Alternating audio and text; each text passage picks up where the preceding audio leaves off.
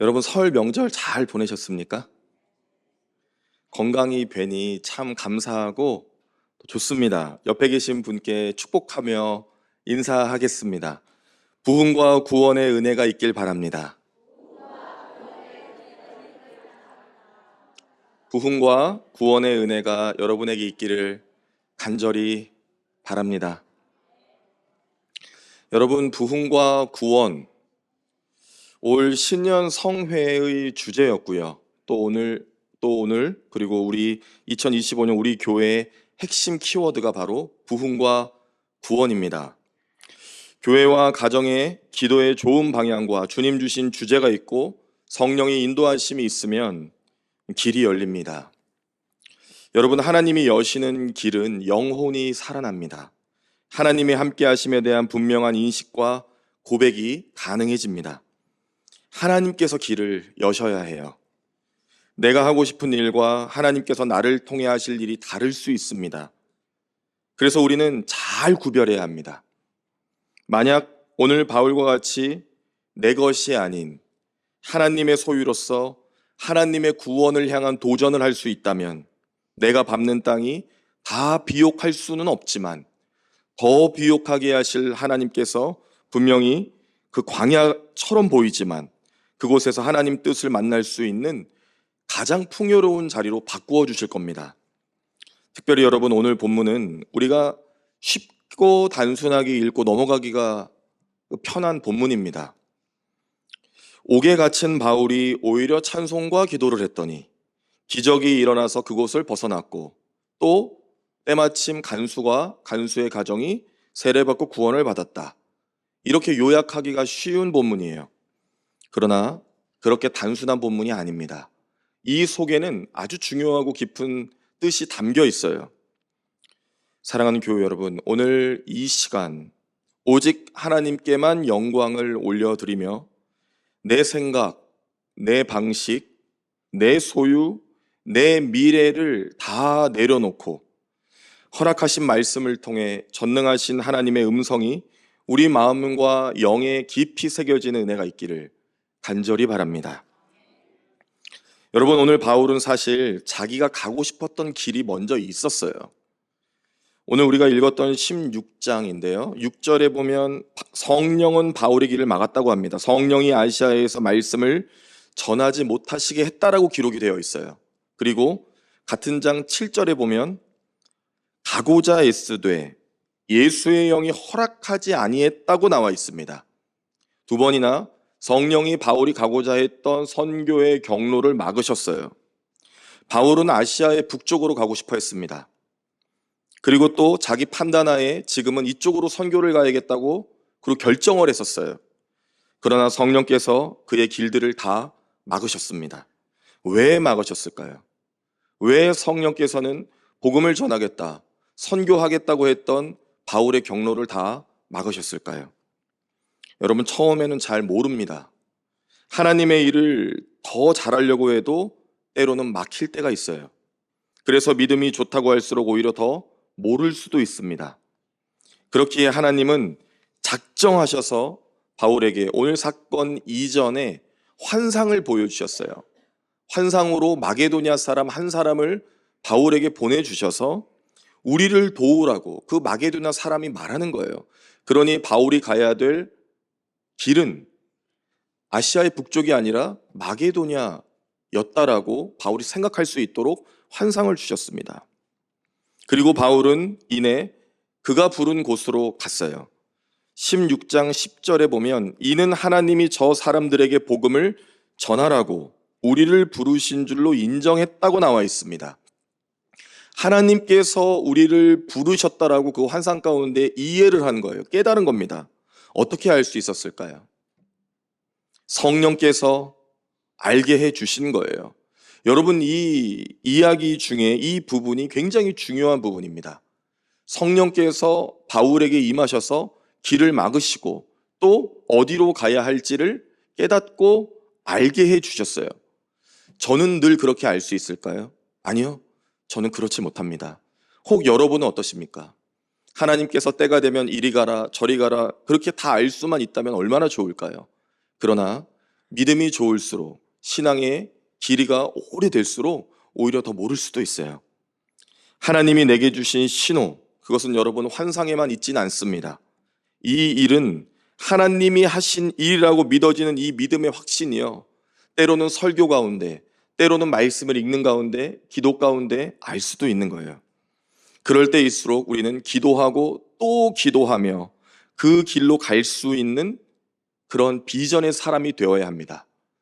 여러분, 진정한 비전의 사람은 하나님 말씀에 순종하고 믿는 사람이죠. 내게 주신 하나님의 신호를 깨닫고 아는 사람입니다. 그렇게 바울은 성령의 인도하심을 따라 어디로 가는지 아세요? 매 맞으러 갑니다. 억울해요. 왜 그러시는 건지. 성령이 길을 2번이나 막으셨고 또 환상을 통하여서 마게도냐로 가라고 하셨는데 왜 때리시는 걸까요? 여러분, 오늘 본문 바로 직전 상황이 또 한 번 기억할 필요가 있겠는데요. 한 여종이 있는데 그는 돈이 되는 점치는 귀신 들린 여종이었어요. 그에게는 주인들이 여럿 있었던 것 같습니다. 그런데 그녀의 그 귀신 들림을 누군가 고쳤어요. 그 사람이 바로 바울입니다. 그래서 바울과 실라, 바울의 일행이 신고당하게 돼요. 왜 그러냐면 당시 세계의 지배자였던 로마는 모든 민족이 자기 종교를 신봉하는 일을 허락했어요. 타 민족에게 자기 종교를 강요하는 행위를 법적으로 금하고 있었습니다. 귀신 들린 여종의 주인들이 바울과 실라가 이 법을 어겼다는 거예요. 성을 요란하게 했다는 겁니다. 우리를 회방했다는 거예요. 자기 종교를 우리에게 강요했다. 근데 그 당시에 이 죄는 너무 큰 죄였던 거예요. 로마 황제가 법으로 정한 일을 감히 어겼다. 이건 죽음으로 대신해야 될 일이었던 겁니다. 그래서 사람들은 상관들에게 바울과 실라를 데리고 가요. 여기서 말하는 상관들은 매질에 능한 자입니다. 하나의 매를 몸에 지니고 있지 않고요, 여러 개의 매와 몽둥이를 몸에 지니고 있는 자들이 상관들이에요. 그들은 고문에 능했어요. 그들은 그들의 방식으로 바울과 실라를 죽을 만큼 때렸습니다. 끔찍한 자기의 방식으로 때린 거예요. 여러분, 지금까지 이 길을 누가 인도하셨습니까? 성령이 인도하셨잖아요. 성령이 바울의 길을 막으셨고 성령이 인도하셔서 환상 가운데 마게도나로 넘어갔는데 왜 이러한 일을 당하게 하셨을까요? 흠씬 매를 맞고요, 또 옥에 갇혔는데 24절 보면 깊은 옥에 가뒀다고 나와 있어요. 그리고 발이 착고에 묶여 단단히 고정이 되어 버렸습니다. 여러분, 당시 로마의 감옥은 지하층으로 구성되어 있는데요, 학자들에 따라서 2층 혹은 3층으로 나누는 경우가 있습니다. 보통은 일반적으로 3층으로 나누는데요, 가장 위에는 경범죄예요. 그러나 밑으로 내려갈수록 3층으로 내려가면, 지하로 내려가면 가장 중범죄자들이 있는 곳입니다. 그들은 죽을 수도 있는 죄를 지은 자들이에요. 깊은 옥, 가장 하층, 가장 지하의 아래에 바울이 갇혔어요. 또 묶였습니다. 움직일 수 없었어요. 그러나 바울은 이미 맞아 정말 죽을 만큼의 상처를 몸에 입고 있었어요. 그러니 여러분, 한번 상상해 보세요. 성령의 인도하심으로 여기까지 왔는데 매 맞고 죽을 만큼 고통의 상태로 가장 중범죄들이 갇히는 깊은 옥의 지하 3층에 갇혀서 아무것도 할 수 없게 발에 착고에 묶이고 아무것도 할 수 없는 그 처참함 그 자체가 바울의 현재였습니다. 말이 좀 이상하죠? 성령의 인도하심으로 처참하게 되었다. 이해할 수 없는 상황이요. 여러분, 우리가 잠시 구약의 요셉을 떠올려 보면 그래도 요셉은 조금 나은 것 같아요. 형들이 쥐도 새도 모르게 버렸잖아요. 그리고 성경은 아주 빠른 속도로 요셉이 미디안 상인들에 의해서 애굽으로 팔려갔다고 기록하잖아요. 굉장히 빠르게 전개를 해주니까 요셉이 조금 덜하게 느껴질 만큼 지금 바울은 성령이 인도하셨음에도 천천히 매를 맞고 깊은 감옥으로 들어갑니다. 현재의 상황은 도저히 이해할 수가 없어요. 도저히 이해할 수 없는 고통과 고난이 있습니다. 그러나 여러분, 시편 50편 15절의 말씀이 있는데요. 환난 날에 나를 부르라.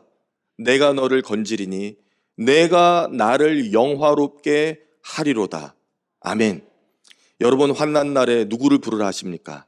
하나님을 부르라고 하셨어요. 환난 날에 하나님을 부르면 하나님께서 너를 영화롭게 건지시고 영화롭게 하리라고 말씀을 주셨습니다. 바울에게 정말 필요했던 일이 한 가지 있었어요. 바울이 꼭 해내야 될 일이 있었습니다. 여러분, 하나님을 위한 일이라고는 하지만 내 열심과 주도성이 바울에게 굉장히 강했어요. 내 판단, 내 생각, 내 뜻, 이런 것들이 바울에게 굉장히 강했습니다. 그러나 하나님은 전심으로 환난 가운데 바울이 하나님을 구하기를, 하나님을 만나기를 원했어요. 이해할 수 없는 고통과 처참한 상황 중에 바울은 선택합니다. 하나님이 날 인도하셔서 이와 같은 경험을 하고 죽기까지 맞아 숨도 쉬기 어려운 지하 감옥에, 그것도 착고에 발이 묶여 있지만 이 직면한 문제와 억울함을 묵상하지 않기로 선택했어요. 하나님을 묵상하기로 시작한 겁니다.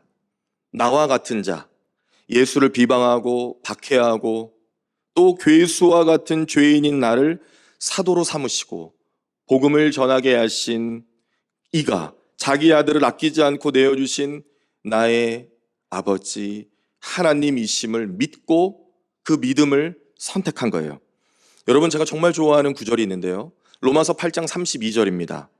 자기 아들을 아끼지 아니하시고 우리 모든 사람을 위하여 내주신 이가, 함께 읽을까요? 어찌 그 아들과 함께 모든 것을 우리에게 주시지 아니하겠느냐. 아멘. 자기 아들을 십자가에 매달아 날 위해 죽이신 이가 도대체 무엇을 주지 않겠느냐는 거예요. 그 환난 날에 왜 나를 부르지 않는가? 바울아, 너가 참 대단하고 귀하지만 왜 나에게 묻지 않고 더 간절하게 나에게 요청하지 않고 너가 가려고 하는 길을 열려고 하는가? 내가 너에게 원하는 길이 있는데 너는 지금 어디로 가는가? 그렇게 묻고 계신 겁니다. 여러분, 바울은 지금 하나님의 주권을 묵상하기로 단단히 결심했어요. 착고에 채워진 발이 아니라 내 믿음을 하나님께 단단히 고정시키는 그 상황으로 바뀌고 있는 겁니다. 누가 봐도 바울은 죄인이고 묶여있지만 그는 이미 탈출했어요. 그의 마음과 영혼은 하나님께 집중하기로, 문제와 고난이 아닌 하나님의 인도하심을 믿고 선택하기로 한 겁니다. 이 문제의 주인은 내가 아닌 겁니다. 하나님이 주인입니다. 그리고 이 문제뿐만 아니라 나의 주인은 내가 아닙니다. 주님이 나의 주인입니다. 이제 그 고백의 단계로 넘어간 거예요.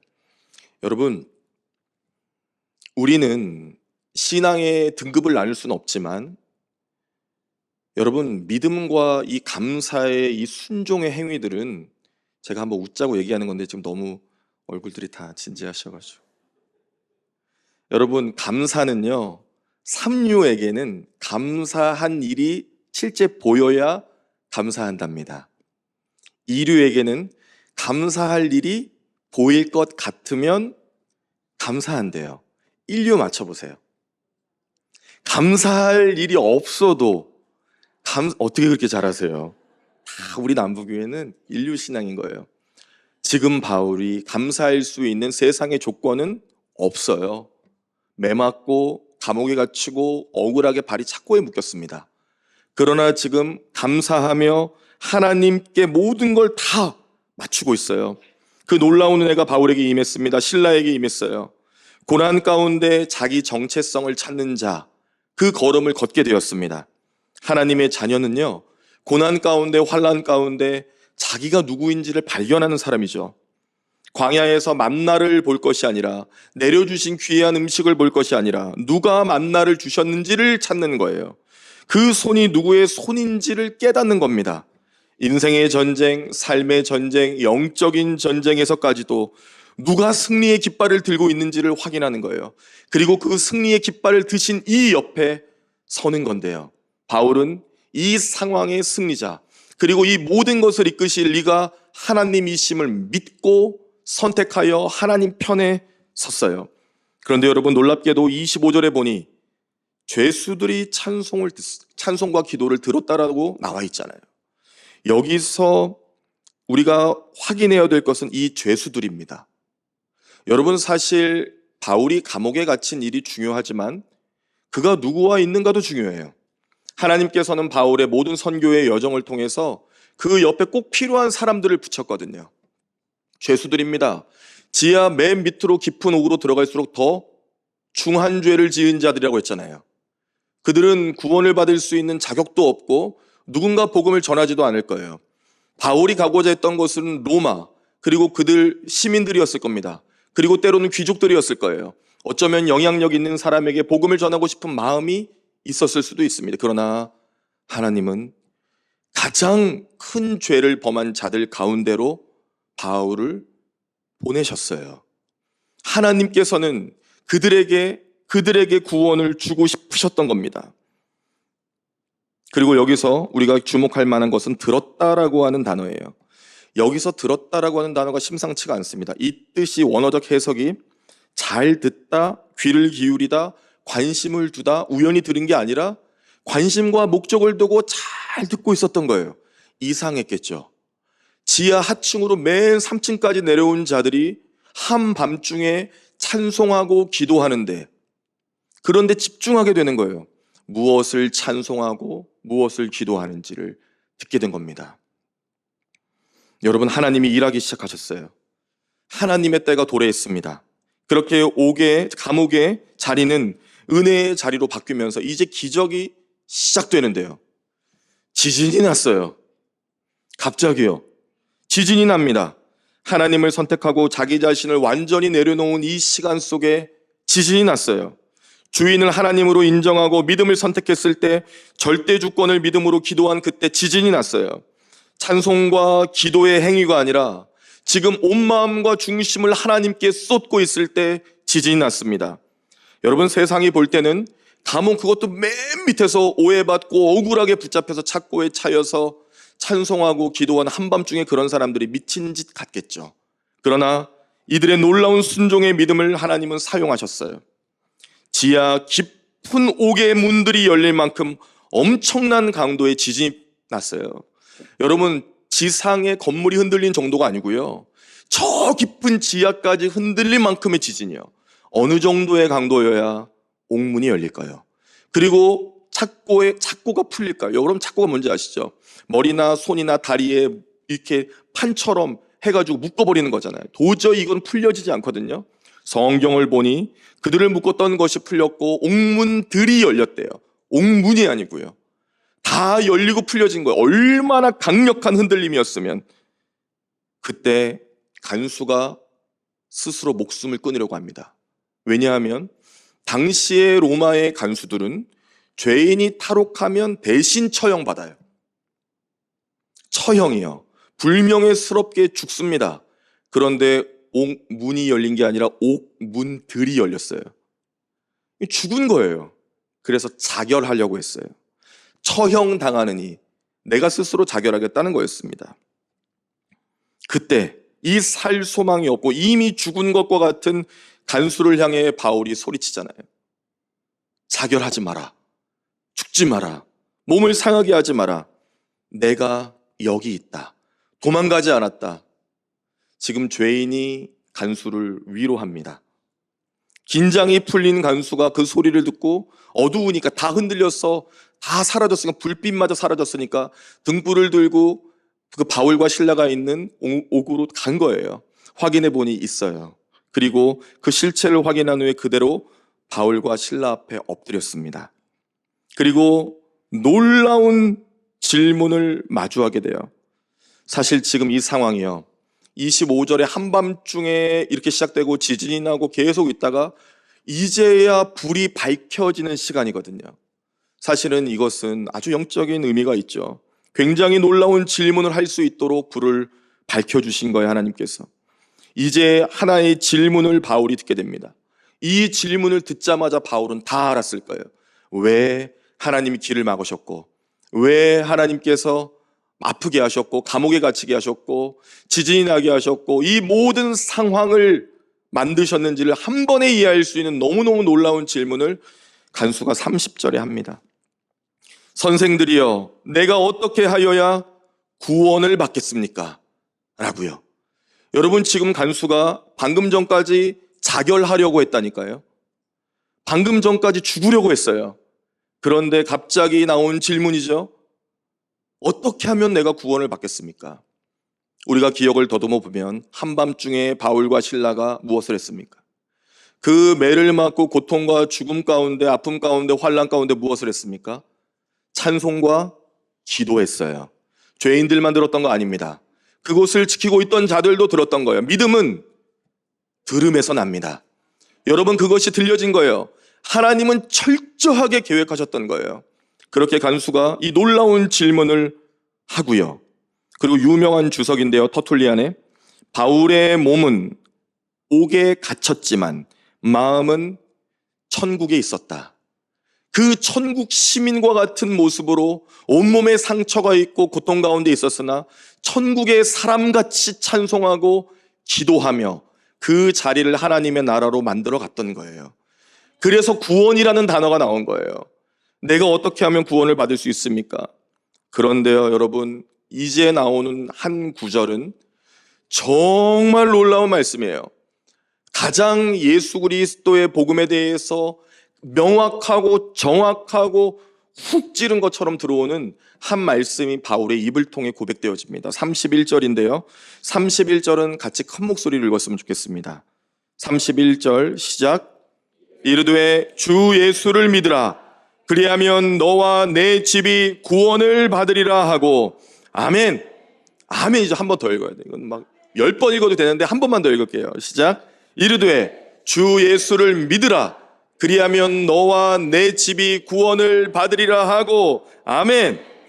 너무 간결하잖아요. 주 예수를 믿으라. 그리하면 너와 내 집이 구원을 받을 것이다. 이 말 누가 못하겠습니까? 우리 중에. 그러나 그 상황 중에 이렇게 말했다는 것이 너무 놀라운 거예요. 너무나 간결하고 너무나 깊은 하나님의 음성이 간수의 영혼 깊이 파고들었을 겁니다. 그리고 그 말을 하고 있는 바울도 그렇겠죠. 성령이 왜 인도하셨는지, 성령이 왜 이 자리로 부르셨는지를 깨달아가는 거예요. 여러분, 지진은 기적이 아니에요. 진짜 기적이 일어납니다. 지진이 나서 옥문이 열린 것보다 더 강력한 기적. 죽었던 자, 이미 죽은 것과 같은 자, 죄를 용서받지 못한 자, 하나님과 단절되었던 이 간수가 변하게 되는 시작이 됩니다. 옥에 갇혔던 바울이 풀려 하나님의 말씀을 오히려 옥에 가두었던 간수에게 전하고 있는 기적으로 시작해요. 주의 말씀을 전합니다.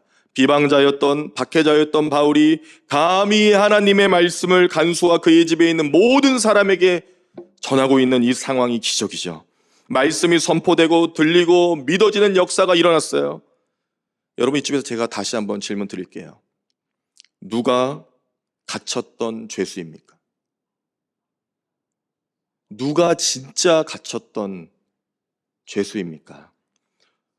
옥에 갇혔던 것은 바울과 실라이지만, 그러나 진짜 죄를 짓고 용서받지 못한 자, 갇혔던 곳에서 풀려나지 못한 자, 이제 그대로 가면 영원히 죽을 수 있었던 이 한 명의 간수였어요. 그가 진짜 죄수였던 겁니다. 하나님은 바울을 옥에 갇히게 하신 것이 아니라 갇혔던 죄인인 간수를 구원하기 위하여 바울을 보내셨어요. 여러분, 광풍이 불었을 때 기억나시죠? 사도행전 27장에 보면 배가 다 침몰하고 산산조각 나는 상황에서요, 배 선장이 바뀝니다. 배를 운전하지 못했던 바울이, 말을 타고 다녔던 바울이요, 하나님의 말씀을 쥐기 시작하면서 하나님의 비전을 품기 시작하면서 그곳의 모든 사람이 바울의 음성을 들었고 하나님의 말씀을 들었어요.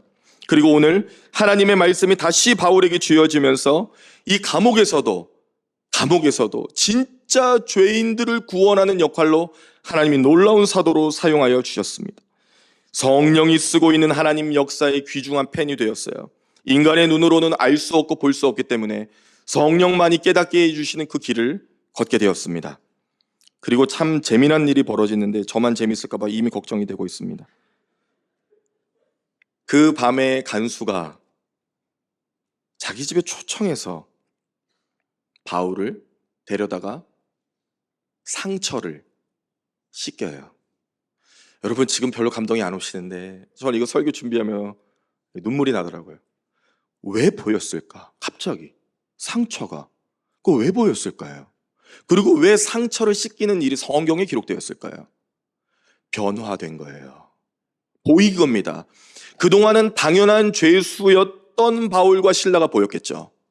그러나 진짜 죄인이 자기인 것을 깨닫고 그리고 그 아픔과 고통 가운데서도 억울하게 감옥에 갇혀서 죽을 것 같이 맞아 있는 상태로 피를 흘리면서도 주의 말씀을 전하기 위하여 도망치지 않은 하나님의 사람이 보였던 거예요. 근데 그 귀한 주의 말씀을 전하는 자가 온몸이 상해 있는 거예요. 씻겨주고 싶은 거예요. 그래서 씻겨줬어요. 자기 몸을 돌보지 않고 주의 말씀을 전했던 그의 몸을 씻겨줬습니다. 그런데 더 감격스러운 사건이 일어나죠. 그는 바울의 몸을 씻겼지만 바울을 통하여 간수와 온 가족이 다 죄 씻음 받은 세례를 받게 돼요. 아멘이죠. 죄를 씻었어요. 자기 온 죄를 다 씻었는데 너무나 놀랍게 자기뿐만 아니라 자기의 온 가족과 집의 식구들이 다 세례를 받고 예수를 믿어 구원을 얻게 됩니다. 여러분 누가 일하신 거예요? 하나님이 하셨습니다. 왜 성령께서 막으셨는지 이해가 되시죠? 그곳이 아니거든요. 그 집이 아니거든요. 그 길이 아니거든요. 하나님이 구원하시고자 하는 한 사람, 이 간수였어요. 이 한 명의 간수. 바울은 하실 하나님을 찬송하고 기도했던 거예요. 그냥 막 성령의 불로 한 게 아니라 지금까지 인도하신 하나님을 믿고 앞으로 인도하실 하나님을 믿고 그 한밤중에 찬송하며 기도했던 겁니다. 하나님이 경로를 계획하셨어요. 하나님이 이 사건을 통해 바울에게 고통을 주셨습니다. 순종하게 하셨어요. 믿게 하셨어요. 찬송하게 하셨어요. 기도하게 하셨어요. 그리고 여러분 지진이 나고 간수가 죄인을 씻고 죄인인 바울이 주의 말씀을 전하는 이 믿을 수 없는 모든 사건이 누구를 위한 일이었습니까? 간수 한 사람이요. 한 영혼을 구원하시려는 하나님의 감당할 수 없는 사랑의 계획이었어요. 이걸 누가 알겠냐고요. 인간이 어떻게 하나님의 깊은 뜻을 알 수가 있겠습니까? 우리는 매맞은 자리를 보게 되어 있고 착고에 차인 발을 보게 되어 있고 내 현재적 감옥의 상황을 보게 되어 있는데요. 그 깊은 하나님의 사랑과 은혜가 간수를 구원했고 그의 온 가족을 구원했고 이 일을 통하여 로마의 복음화가 확산되는 놀라운 기점이 되었다는 거예요. 34절 이제 자기 집으로 함께 가서 음식을 대접합니다. 온 집안이 기뻐해요. 무엇 때문에 그렇죠? 하나님을 믿음으로 크게 기뻐했다고 성경에 기록되어 있습니다. 죽으려고 했던 자, 살 소망이 없었던 간수가 하나님의 은혜로 구원받고 온 가족이 구원받고 주의 말씀을 듣고 하나님을 믿어 기뻐하며 음식을 나누고 여러분 지금 이 모습이요. 어떤 모습 같으세요? 정말 건강한 교회예요. 서로가 서로의 상처를 씻겨주고 안아주고 위로해주고 세례를 베풀고 음식을 함께 나누며 구원받으며 함께 기뻐하는 진짜 교회의 모습을 보이셨어요. 그 이전에 있었던 바울의 억울함, 고통, 고난, 괴로움과 절망을 다 날려버리고도 흥분이 가라앉지 않는 기쁨이 바울과 간수와 온 집안에 가득했습니다. 사랑하는 교회 여러분, 십자가를 붙드세요. 다른 길은 없습니다. 저는 여러분의 어떤 상황인지 다 잘 몰라요. 대략은 압니다. 다 몰라요. 다 얘기 안 하시던데요. 우리 좀 친해져요. 오직 십자가의 예수를 여러분 붙드세요. 하나님께서 올해 우리에게 주신 주제가 있잖아요. 물이 바다를 덮음과 같이 여호와의 그 영광이 가득하고 여호와를 아는 지식이 가득하고 하나님이 우리 교회를 건강하게 예수의 공동체로 부흥시키실 겁니다. 그 은혜 가운데 우리의 가족이 우리의 가정이 구원받는 역사가 나타나리라고 저는 믿습니다. 그러려면 여러분 십자가를 붙드세요. 다른 길을 붙들면 우리가 어떤 경로로 갈지 몰라요. 그러나 십자가를 붙들면 나를 위하여 자기 자신을 내어주신 하나님의 은혜와 은총이 우리의 길이 되어주시고 미래가 되어주신다니까요. 그런데도 현실은 얻어맞는 걸 수도 있어요. 바울 보세요. 얻어맞았잖아요. 감옥에 갇혔고 착고에 발이 묶였으니까요. 그런데 선택하는 거예요. 아, 하나님이 지금 나를 선택하라고 나를 여기까지 붙드셨구나, 인도하셨구나. 하나님, 나는 십자가를 선택하겠습니다. 십자가를 붙들고 주님을 사랑하겠습니다. 주님을 믿겠습니다. 이 착고가 더 풀리지 않고 이 감옥이 더 오래 가더라도 하나님께서 내 길을 열어주실 것을 믿고 하실 하나님을 찬양하고 기도하겠습니다. 내 삶에 닫혔던 문, 갇혔던 문, 해결할 수 없는 문, 내가 열려고 했으나 열리지 않는 문, 그 모든 문이 다 십자가의 예수 그 열쇠로 열립니다. 하나님께서는 그 열쇠를 이미 우리에게 주셨어요. 그러니 여러분 무엇을 선택하시겠습니까? 예수 그리스도, 십자가, 그 하나님의 사랑과 은혜를 선택하세요. 그 곁에 서 있으세요. 어둠과 절망의 착고가 풀려질 겁니다. 우리 교회는 하나님의 은혜로, 예수의 이름으로, 십자가의 권능으로 분명히 부응할 겁니다. 여러분, 지금 현재 우리나라의 상황, 우리 가정의 상황, 그리고 여러분의 남편, 아내, 자녀들, 제가 다 모르는 모든 갇혔던 문들이요, 하나님께서 계획하시고 인도하셔서 한국교회와 남부교회와 우리 모두가 엎드려 십자가를 붙들고 기도하기를 바라시는 마음인지 어떻게 알 수 있을까요? 그렇기 때문에 우리는 선택해야 돼요. 십자가를 붙들고 오직 예수의 이름으로 주님이 열어주시길. 여러분, 주님이 열어주시면 얼마나 환한 시온의 대로와 같을까요? 감사하세요. 믿음으로 먼저 감사하세요. 우리 인류 신앙인이잖아요. 감사할 일이 없어도 감사합시다. 믿을 수 없는 일이 눈앞에 펼쳐져도 믿읍시다. 감사합시다. 찬송하세요. 기도하세요. 주님은 한시도 우리에게 눈을 뗀 적이 없으세요. 바울이 매를 맞았을 때 바울이 아팠을까요? 아팠겠죠. 그러나 더 아프셨던 분은 그 모습을 바라보시는 바울의 하나님이셨어요. 그 모든 길을 통하여 하나님이 역사하시면 올 한 해 우리의 모든 가족이 구원받으리라 믿습니다. 여러분, 두려워하지 마세요. 걱정하지 마세요. 불안해하지 마세요. 예수 잘 믿으면 돼요. 주 예수를 믿으라. 그리하면 너와 너의 집이 구원을 받으리라. 아멘. 그 역사가 오늘 저와 여러분과 여러분의 가족과 우리 교회와 우리나라와 민족 가운데 가득하길 간절히 바랍니다.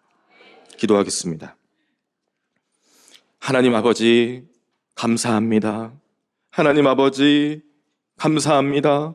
묶인 줄 알았던, 갇힌 줄 알았던, 풀리지 않는 줄 알았던 여러 일들과 사건, 또한 믿음의 문제 가운데, 우리 가족의 일들 가운데, 교회와 나라의 일들 가운데 하나님, 우리가 선택하지를 못했습니다. 하나님께서 인도하시고 하나님께서 역사하시고 성령으로 길을 열고 계심을 잘 알지 못했습니다. 그러나 주님, 이 시간 우리가 믿음을 선택하고 감사를 선택하고 십자가를 붙들며 나아가오니 마음과 중심으로 기도하는 온 성도들에게 임하여 주셔서 인생의 문제, 걱정, 불안, 두려움, 억울함, 모든 사건과 일들을 해결하여 주시고 오직 십자가의 은혜를 입은 하나님의 자녀답게 승리하며 믿음으로 고백하며 나아갈 수 있도록 우리의 입술과 우리의 마음과 우리의 영혼에 하나님을 진정으로 찬양할 수 있도록, 기도할 수 있도록 은혜를 내려 주옵소서. 그대로 인도하심을 믿음으로 감사드리며 예수님의 이름으로 기도합니다. 아멘.